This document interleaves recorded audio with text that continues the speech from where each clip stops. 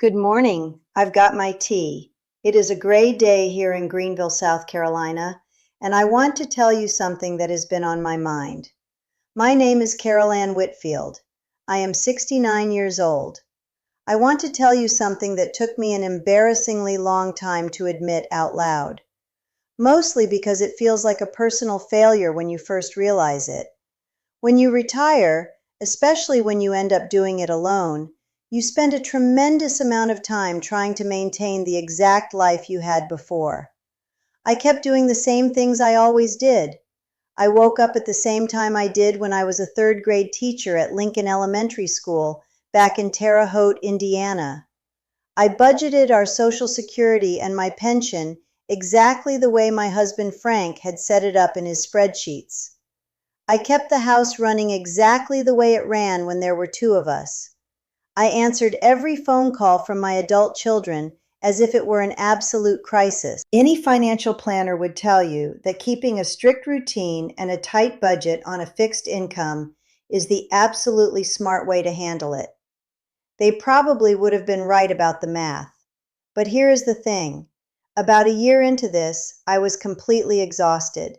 I was living a retired life, but I was still following working person rules, and far more heavily, I was following married person rules. Nobody warns you about how heavy that gets. You are carrying around daily obligations that just do not exist anymore. It is just you in a paid-off house, looking at a Medicare statement and wondering why you still feel like you are late for a very important meeting. The tension just builds. You are trying to be the exact same person, just without the job and without the partner. And I think a lot of people are in the exact same spot. Nobody is being honest about what that actually looks like on a random Tuesday afternoon. You think you are doing everything right, but you just feel completely wrung out by noon. You wake up and the house is entirely quiet, and that feels completely overwhelming in a very specific way. Not good weird, just weird. The silence isn't peaceful, it's loud. The kind of quiet that doesn't make headlines. You look at your schedule for the day and it is entirely blank. But you still feel this phantom pressure to be productive by 8 in the morning. For the longest time, I thought I was failing at retirement because I couldn't seem to relax into it. I was incredibly rigid. I was holding on to old habits like they were life rafts because they were the absolutely only things I knew how to do. I realized I was spending so much energy trying to live the retirement Frank and I had planned together, the plan we made before he died, the one where we traveled and did things on a joint schedule. Doing that alone was just making me feel the absence more sharply. I am not going to give you a 5-step system for letting go of your old life. I don't have a workbook or a downloadable guide for you. I don't do that kind of content here. I am just going to tell you what happened, what I finally stopped doing, and what I figured out instead.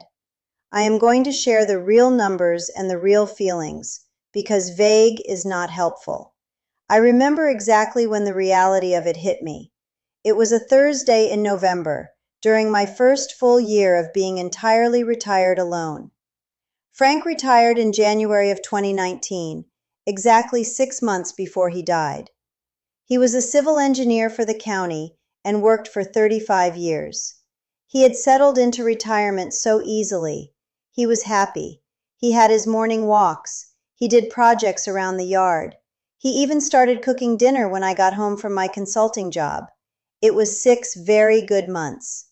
I had tried to copy his exact rhythm when my turn came. I retired in March 2021. I took the date from his spreadsheet and kept it. It felt like keeping a promise to him, even though the promise was to us. So on this particular Thursday, it was raining here in Greenville. I was sitting at the kitchen table with my laptop open. I was staring at Frank's old retirement spreadsheet, the one with the budget columns and the list of national parks he wanted us to see. I was trying to figure out if I could still justify keeping the exact same grocery budget we had when there were two of us. I was actually stressing over the cost of a certain brand of dark roast coffee. And I don't even drink coffee anymore. I switched to tea after Frank died because the smell of coffee just reminded me too much of him for a while. I was sitting there, a 68-year-old woman at the time, agonizing over a small spreadsheet entry for a beverage I wasn't going to buy, for a man who wasn't there to drink it. That is when I finally closed the laptop. I just shut the screen. I realized I was letting a ghost dictate my grocery list and my daily schedule. I realized my retirement was never going to look like the brochure, and it was certainly never going to look like the one we planned in that spreadsheet. When we planned this, we planned it together. Now I'm doing the planning alone. The math is the same. Everything else is different. So I want to go through 5 things I noticed. 5 specific things I explicitly stopped doing once I accepted that I was doing this phase of my life alone. Things I really wish someone had told me I was allowed to stop doing on day 1. I'm going to tell you the truth about the meals, the phone calls, the money, the house, and the schedule. I had to learn how to be a single retired person instead of half of a retired couple. And that meant breaking some rules I didn't even know I was following. Let's just go through them. Because I think if you are sitting at home right now, feeling like you are doing this wrong, you might just be following old rules too. The first thing I noticed was how much I was letting the clock dictate my meals. And I stopped cooking for the family I used to have. That sounds so small, but it was taking up a massive amount of my mental space and my energy. When Frank was alive, dinner was an event. Not a formal event with candles, but a highly structured one. You have a main dish. You have 2 sides.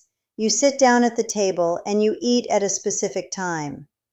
When I finally retired, I kept trying to do exactly that. I would go to the grocery store and buy food like I was still feeding a civil engineer. I would stand in my kitchen at 5:30 in the afternoon, meticulously chopping vegetables I didn't even really want to eat, just because it was what I was supposed to do at 5:30. I spent the first year alone throwing away so much food, leftovers I couldn't finish, produce that went bad before I could get to it. It was incredibly depressing. Cooking for one is the part nobody puts in the retirement brochure. One evening, I was trying to make his chili. Frank made great chili, and I have been trying to make it, though it's not right yet. I was standing there stirring this enormous pot, realizing I was going to be eating it for a week and a half. That is when I figured out that I didn't have to follow the old dinner rules anymore. If I want a bowl of cereal at 7 at night, I can just have cereal. If I want a piece of toast and an apple at 4 in the afternoon, that is fine. Giving myself permission to just eat what I actually wanted, when I wanted it, felt incredibly strange at first. Frank would have had an opinion about this. He always did. He thought a meal without a proper protein was a minor tragedy. But he isn't here to eat it. So the big structured dinners stopped, and the guilt about the cereal stopped with them. I realized that the quiet of the house in the evening was hard enough without adding a miserable dinner routine to it. Cooking for one is its own specific kind of math. It takes a long time to learn how to buy exactly 1 chicken breast or a half dozen eggs without feeling a little bit sorry for yourself. But once you get past that, there is a tremendous amount of freedom in it. I started eating at the kitchen table with a book. Frank would have hated that, actually. He believed the table was for talking. But I am the only one here, so I read. And it is actually very nice. The second thing I stopped doing was answering the phone every single time my daughter Jen called, right at that exact second. I love Jen completely. She lives up in Charlotte, North Carolina, which is only about 90 minutes from here. She is a marketing director at a healthcare company. When Frank had his cardiac event, when he died mowing the lawn on that Saturday in October, Jen was the one who managed everything. She is a problem solver. She organized the funeral, the paperwork, the meals, the relatives coming into town. I am deeply grateful for that. I know my daughter doesn't know what to do with feelings that can't be organized, but she is very protective of me in a way that sometimes feels like middle management. After I retired, she started calling me constantly, checking in again, asking what I was doing, making sure I wasn't just sitting in the dark being sad. For months, I would drop whatever I was doing to answer, even if I was just enjoying a quiet moment in the living room armchair reading a book. I felt obligated to prove to her that I was fine, that I wasn't deteriorating. But those constant check-ins were actually making me anxious. I realized I was performing my wellness for her. I don't fully understand why, but adult children seem to think retirement makes you instantly fragile. So I stopped answering immediately. If I am reading or walking or just drinking my tea, I let it go to voicemail. I call her back an hour later. Jen occasionally thinks I am avoiding her. I am not. I just occasionally need an afternoon without the check-ins. My son David out in Portland is different. He just calls every Sunday without fail, which was Frank's habit that David passed down to himself without discussion. He asks about Frank. He's the only one who does regularly. He is softer than Jen, more comfortable sitting in difficult feelings. When I have a hard week, I usually call David. That pace I can handle.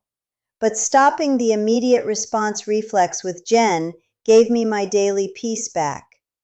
You have to train your kids how to treat you in retirement, and that takes time.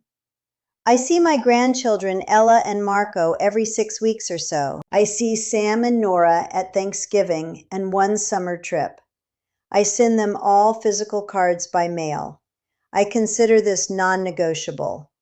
I love my family, but I don't have to be on call for them every second of every day just because I don't have a job to go to anymore. The third thing I stopped doing was pretending I didn't care about tracking the money. Now, I want to be honest with you about the numbers because I think vague is not helpful. I am comfortable, but I am not wealthy. Between my own pension from the school district, which is $1,240, and my Social Security survivor benefit, which is $1,890, I bring in $3,130 a month. My monthly expenses usually run about $1,444. Frank made sure the mortgage was paid off back in 2018. I am grateful for this every single month. But for the longest time after I retired, I felt guilty tracking my spending so closely. I felt like I should just be relaxing, that I shouldn't be sweating the small stuff anymore. But living on a single income after decades of having two is a completely different reality. I was tracking the property tax and insurance, which is $310. I was tracking the groceries at $280, the utilities at $160, and the Medicare supplement at $187. Even the small things, the $29 for streaming services and the $80 for church and community contributions. I felt almost embarrassed by how often I looked at it, like it meant I didn't trust myself. Then I realized something. I was a curriculum coordinator for the Vigo County School Corporation for 16 years. I like data. Tracking the money isn't anxiety for me, it's habit. I have around $1,686 left over each month. I put $800 into savings and keep $886 as spending money. I consider this more than enough, and I know I am luckier than many widows my age. That's when I figured out that I didn't need to adopt a breezy attitude about my finances just because I was retired. Frank was the planner. I was the talker. He did the spreadsheets. I did the conversations. We had a system. When he died, I inherited the spreadsheets. That took some getting used to. I took Frank's old spreadsheet. I deleted his name at the top, and I typed in Carol's numbers. I kept everything else exactly the same. I stopped apologizing to myself for caring about the budget. Acknowledging that I need to be careful with it didn't make me feel poor. It actually made me feel incredibly steady. The fourth thing I stopped doing was waiting for an epiphany about selling the house. The house is a big question. I talk about it quarterly, and I am still completely undecided. When you are widowed and retired, everyone expects you to downsize immediately. It is just what people do. My older sister Patricia, Patty, up in Indianapolis, is widowed herself. Her husband died 8 years ago. She is further along in this process. I call her my advance scout. We talk on the phone every Thursday. She sold her house quickly and moved into something much smaller. For the first 2 years of my retirement, I woke up every morning thinking I needed a master plan. I kept telling myself I needed to know exactly where I was going to be in 5 years. The pressure I was putting on myself was immense. I was trying to force a decision because I thought being retired meant having all the logistics finalized. One afternoon, I was sitting here in the living room. It was Frank's chair before it became the filming chair. I wear a soft blue cardigan today. I almost never wear black on camera. I made that choice consciously. I wear my wedding ring still, a simple gold band. I was looking at the bookshelf with the real books, the framed photos of my grandchildren. I was looking at the small plant I keep alive as a point of personal pride. The room is tidy, warm-toned, and lived in. I like the natural light from the left. That's when I figured out that I was treating my living situation like a math problem I had to solve today. I stopped telling myself I had to leave. I stopped making it a daily crisis. If I sell it eventually, I sell it. But giving myself permission to just stay here for now was a massive relief. Without a 10-year plan. Without knowing if it's the forever choice.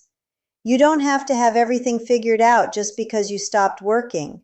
Sometimes staying exactly where you are is the right decision for a Tuesday, and then you can decide again on Wednesday. The fifth thing I stopped doing was feeling completely guilty about the days when I do absolutely nothing. As a teacher, my life was ruled by a bell schedule for over 20 years. Even when I became a part-time education consultant for a regional nonprofit later on, my time was highly structured. When you retire, there is this massive cultural push to have a project. You are supposed to be volunteering or picking up new skills or traveling constantly. We had a plan for that. They were good plans. Frank had a spreadsheet for the national parks he wanted us to see. The list is still in my notebook. I took my first solo trip a while back. It was a small win, but it took a lot out of me. On the days when I didn't go anywhere, when I just sat in the armchair and read a book, I felt this crushing guilt. I felt like I was wasting my retirement. I felt like Frank didn't get the chance to have these years. So I was obligated to make every single day incredibly meaningful and productive for both of us. That is a terrible, impossible burden to put on a Tuesday. I had to stop. I had to explicitly tell myself that resting is not failing. If I spend an entire Wednesday reading, doing a load of laundry, and maybe watering the plant, that is a perfectly successful day. I had to learn that it is okay to just exist. I am building what's mine now. It just took me a while to understand that was allowed. I am not wasting time. I am just letting it pass quietly, and that is fine. There is no principal coming into my classroom to evaluate how well I am doing retirement. It is just me, and I decide what a good day looks like. I'm not going to tell you it all worked out perfectly. I'm not saying it's easy. I'm saying it's possible. Those are different things. Some days are better than others. Yesterday was a better one. 2 years into this retirement, I am genuinely okay. It is not the life I planned, but I have built a life that works. Letting go of the old rules was the hardest part. Once I stopped trying to be the exact person I was 5 years ago, The person I am today finally had some room to breathe, and I think that's worth saying out loud. If any of this sounds like your situation, leave a comment. Tell me what you had to stop doing when you retired. Specifically, what is the one habit from your working life or your married life that took you the longest to break? I read all of them. I find those more useful than you'd think.